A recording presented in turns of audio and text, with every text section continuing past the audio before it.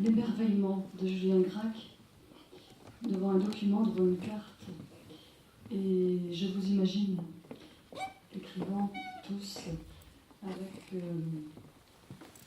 des cartes, des documents. Et cette capacité d'émerveillement qui me paraît indispensable quand vous écrivez ce que vous écrivez. Est-ce que je me trompe? Vous avez raison, en tout cas pour ce texte, il a correspondu au cadeau qu'on m'a fait d'un livre très bien fait du CNRS qui s'appelle l'Atlas des grottes ornées de France, où il y a tous les plans des grottes, où il y a les dessins, etc. Et ça c'est lié à une histoire érotique, mais je voulais que cet archaïsme, enfin, qui est un archaïsme tout proche finalement, puisque c'est l'homme déjà, soit là, dans cette géographie-là. Et donc ce livre serait la source, ce qui suscite peut-être? Non. C'est une des causes. Une des causes.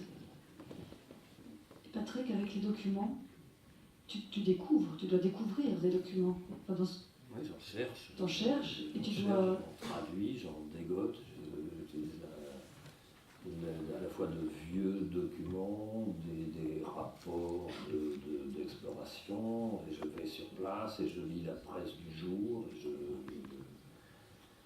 et je combine tout cela. Et ce que peut faire justement, enfin, l'avantage de cette petite caméra de 26 lettres, c'est que c'est moins cher que le cinéma, et en 2 pages.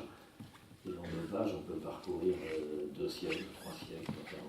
Non, j'aime beaucoup les plans. Enfin, par exemple, pour faire ça, évidemment, ça nécessite d'avoir des plans de villes d'époques différentes. Et en certains endroits, ce qui est le cas à Saïgon, cette rue, elle s'est appelée Catina, puis Commune de Paris, puis Tudo, Liberté. Elle s'appelle aujourd'hui Donkoy, Résurrection Générale. Et donc, on voit défiler, parce que la rue n'a pas bougé, enfin, le tracé en est le même. Donc, les noms de la géographie sont à la source de la littérature, enfin, une des sources, en tout cas. Oui, oui. Par exemple, je fais allusion à ces noms de Solutré, la Madeleine, etc.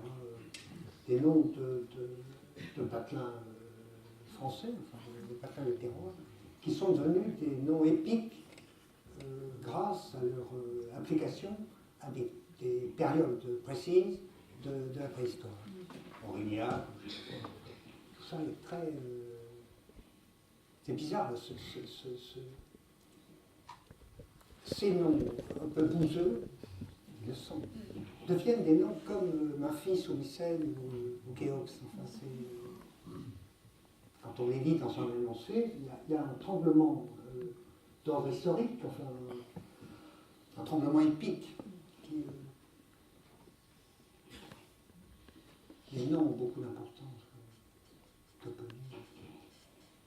Est-ce que vous inventez des noms? Parce que Julien Gracq le faisait, mais j'ai l'impression que Patrick, non, tu n'inventes pas de nom du tout. Dans mon cas, non, mais par contre, il y a beaucoup d'endroits où je ne me suis rendu que parce que le nom, je l'ai lu et que c'est un bref. Maïdougouri. On a envie d'aller à Maïdougouri quand on sait que ça existe. Même des noms sont connus, Luang Prabang. Luang Prabang, c'est un gong. C'est un gong. Voilà, c'est un gong. On en revient au rythme et au son. Caroline Sagot du